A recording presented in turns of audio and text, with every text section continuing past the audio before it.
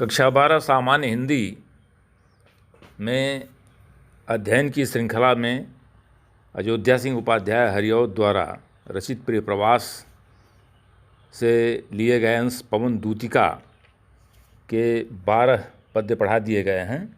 11वें पद्य से कृष्ण का वर्णन है। कृष्ण के शारीरिक सौंदर्य और उनके शारीरिक उन चिन्हों का वर्णन किया गया है जिसके माध्यम से वह पवन दूतिका उन्हें पहचान सके। अब आप 13वें पद्य को देखें। सांचे ढला सकल वपु है दिव्य सौंदर्यशाली, सत पुष्पों सी सुरभि उसकी प्राण संपोषिका है। दोनों कंधे वृषभ बर से हैं बड़े ही सजीले, लंबी बाहें कलभ कर सी शक्ति की पेटिका है। राधिका ने अपनी पवन दूतिका को समझाते हुए कहा कि तुम उन्हें कैसे पहचानोगी, हमारे प्रिय को, हमारे कृष्ण को। सांचे ढला सकल बपु है दिव्य सौंदर्यशाली, उनका दिव्य और सौंदर्यशाली बपु माने शरीर, उनका दिव्य और सौंदर्यशाली शरीर, सकल बपु माने संपूर्ण शरीर, उनका दिव्य और सौंदर्यशाली संपूर्ण शरीर सांचे ढला माने सांचे में ढला हुआ सा तुम्हें दिखेगा। सांचे में ढला हुआ उन्होंने क्यों कहा? इसलिए कि सांचे में कोई भी ढली हुई वस्तु बिल्कुल अपने सही आकार प्रकार में होती है, उसमें कोई विकृति नहीं होती है, विकृति का बहुत कम अवसर उसमें होता है। उदाहरण के तौर पर आप देख सकते हैं कि जैसे कोई ईंट सांचे में बनाई जा रही है तो बिल्कुल सही आकार में होगी, और सांचे में न बनाकर कोई सीधे हाथों से बनावे तो उसका आकार उतना सही नहीं होगा। तो इसलिए उन्होंने कहा कि इतना सुंदर और सभी अंगों का आकार प्रकार इतना सही है, अनुपात में है, किसी ने लगेगा कि शरीर सांचे में ढला हुआ है।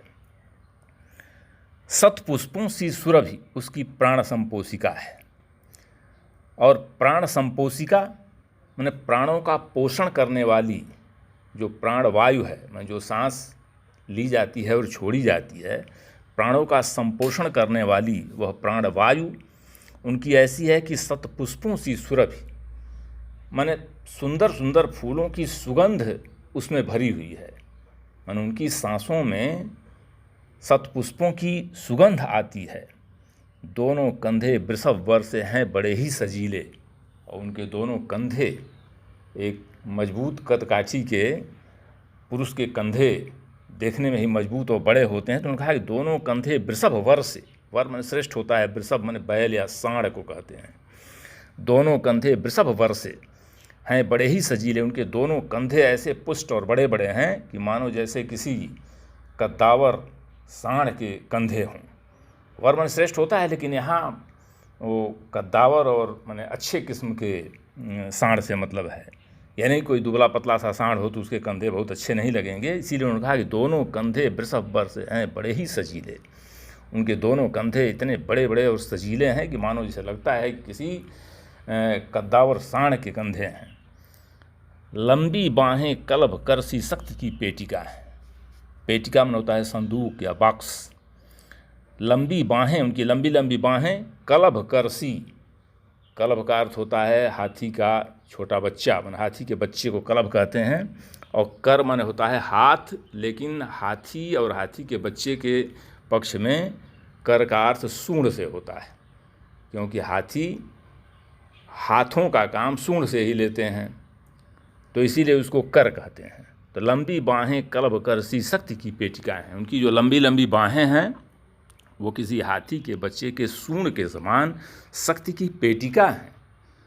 शक्ति की पेटिका का मतलब इसे मान लो कहा जाए कि आभूषण की पेटिका, तो आभूषण की पेटिका में तमाम आभूषण होंगे।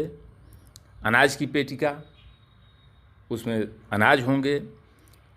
कपड़ों की पेटिका, तो तमाम कपड़े होंगे। तो शक्ति की पेटिका माने उनकी बाहें बिल्कुल शक्ति से ही भरी हुई हैं। और वो कलभ कर, उन्होंने इसलिए कहा उपाध्याय हरिऔध जी ने कि अगर प्रौढ़ हाथी के सूंड से तुलना करते तो प्रौढ़ हाथी का सूंड कुछ ज़्यादा ही मोटा, भद्दा और खुरदरा जैसे हो जाता है। इसलिए उन्होंने कहा कि लंबी बाहें कलभ कर सी शक्ति की पेटिका हैं। अब आप देखें 13वें पद्य में राधा पवन दूतिका को समझाते हुए कहती हैं कि तुम जब जाओगी उन्हें देखोगी तो उनका दिव्य और सौंदर्यशाली संपूर्ण शरीर तुम्हें लगेगा कि किसी सांचे में ढला हुआ है। उनकी जो प्राणवायु यानी जो श्वास लेते हैं वो शतपुष्पों की सुगंध से भरी हुई है। उनके दोनों कंधे ऐसे पुष्ट हैं, ऐसे मजबूत हैं कि मानो जैसे लगेगा किसी कद्दावर सांड के कंधे हैं। उनकी लंबी लंबी दोनों बाहें लगेंगी कि हाथी के बच्चे के सूंड हैं और वो शक्ति की पेटिका हैं, मतलब शक्ति से पूरी भरी हुई बाहें हैं। 14वां पद्य है, राजाओं सा सिर पर लसा दिव्य आपीड़ होगा, शोभा होगी उभय श्रुति में स्वर्ण के कुंडलों की, नाना रत्ना कलित भुज में मंजू केयूर होंगे, मोती माला लसित उनका कंबुसा कंठ होगा। राजाओं सा सिर पर लसा दिव्य आपीड़ होगा।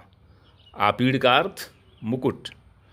राजाओं सा सिर पर, राजाओं के समान उनके सिर पर लसा माने शोभायमान दिव्य आपीड़ होगा। दिव्य माने अलौकिक, श्रेष्ठ, बड़ा ही अलौकिक मुकुट उनके सिर पर शोभायमान होगा।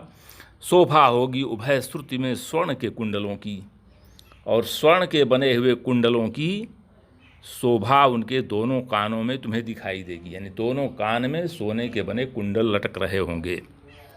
नाना रत्ना कलित भुज में मंजू केयूर होंगे, और नाना प्रकार के रत्नों से कलित, कलित का मतलब जड़े हुए, नाना प्रकार के रत्नों से जड़े हुए उनकी भुजाओं में मंजू माने बहुत ही सुंदर केयूर होंगे। केयूर का अर्थ होता है बाजूबंद। बाजूबंद एक गहना होता है। तुमने किसी धार्मिक अथवा ऐतिहासिक सीरियल में देखा होगा, जो राजा महाराजा उसमें बनते हैं तो उनके कलाई पर, फिर यहाँ कंधे के नीचे माने भुजाओं में, हर जगह पूरे शरीर में उनके गहने ही गहने होते हैं। वक्ष पर, सिर पर, तो बाँह में कुहनी से ऊपर और कंधों के नीचे वो बाजूबंद होता है, इसको वो बांधे रहते हैं। तो उसी को कह रही हैं कि नाना रत्ना कलित भुज में मंज केयूर होंगे। नाना प्रकार के रत्नों से जड़े हुए सुंदर बाजूबंद उनकी भुजाओं में बंधे होंगे। मोती माला लसित उनका कंबुसा कंठ होगा, और मोती की माला से सुशोभित, वो गले में मोती की बड़े बड़े मनकों की माला पहनते हैं, तो मोती की माला से शोभायमान लसित उनका कंबुसा कंठ होगा। उनका कंठ कंबुसा, कंबु कहते हैं शंख को, शंख गोल होता है, तो कंबुसा कंठ होगा, शंख के समान गोल सा उनका कंठ होगा। तो इस प्रकार देखेंगे कि उनके सारे अंगों की तुलना हरिऔध ने बहुत ही सुंदर ढंग से किया है, कि जैसे उनका संपूर्ण शरीर सांचे में ढला हुआ, उनकी जो प्राणवायु है, मैं जो सांस लेते हैं वो सुगंध से भरी हुई, उनके कंधे वृषभ वर के समान, उनकी बाहें हाथी के बच्चे के सूंड के समान, उनके सिर पर मुकुट, उनके कानों में स्वर्ण के कुंडलों की शोभा, भुजाओं में बाजूबंद जो रत्नकलित हैं, और उनका कंठ, उनका गला मोती की माला से शोभायमान शंख के समान गोल होगा। तेरे में है न यह गुण जो तू व्यथाएं सुनाए, व्यापारों को प्रखर मति और युक्तियों से चलाना, बैठे जो हो निज सदन में मेघ सी कांति वाले, तो चिन्हों को इस भवन के ध्यान से देख जाना। अब ये 4 पद्यों में कृष्ण के सौंदर्य का, कृष्ण के पहचान का वर्णन था। 11, 12, 13 और 14 में यहाँ से प्रसंग थोड़ा बदल रहा है। वो कहती हैं कि ठीक है, तुमको हमने बता दिया, तुम ऐसे उन्हें पहचान जाओगी कि ये हमारे प्रिय हैं, ये हमारे कृष्ण हैं, लेकिन आगे समस्या ये होगी कि तुम्हारे पास मुख नहीं है। पवन दूतिका, पवन के पास मुख नहीं है, तो वो समझा रहे हैं कि तेरे में है न यह गुण जो तू व्यथाएं सुनाए। जब तुम्हारे पास मुख ही नहीं है तो हमारी व्यथा को, हमारे दुख दर्द को तुम कैसे प्रकट कर पाएगी, कैसे कहेगी। तो व्यापारों को प्रखर मति, तो अपनी प्रखर मन होता है तीव्र, और मति माने बुद्धि, अपनी तीव्र बुद्धि से व्यापारों को और युक्तियों से, व्यापारों को प्रखर मति और युक्तियों से चलाना। व्यापारों का मतलब अंग्रेजी में इसको एक्टिविटीज़ कहते हैं, क्रियाकलाप।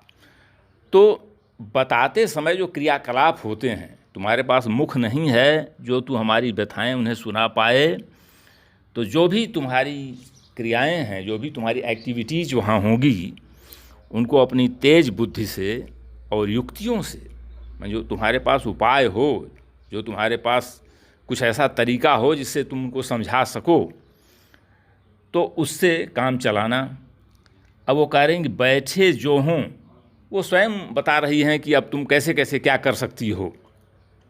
बैठे जो हों निज सदन में मेघ सी कांति वाले, वो कह रही हैं कि तुम जब पहुंचना तो अगर वो बैठे हों निज सदन में, अपने महल में, अपने घर में, सदन माने घर, अपने घर में अगर वो बैठे हों मेघ सी कांति वाले, माने बादलों के समान कांति वाले, श्यामल रंग के वो हमारे प्रिय कृष्ण अगर बैठे हों, तो चित्रों को इस भवन के ध्यान से देख जाना। तो उस भवन में, जिस भवन में वो बैठे हों, पहले तू ध्यान से उसमें लगे हुए चित्रों को देखना। उन्होंने एक ढंग बताया कि बैठे हों निज सदन में मेघ सी कांति वाले, तो चित्रों को इस भवन के ध्यान से देख जाना।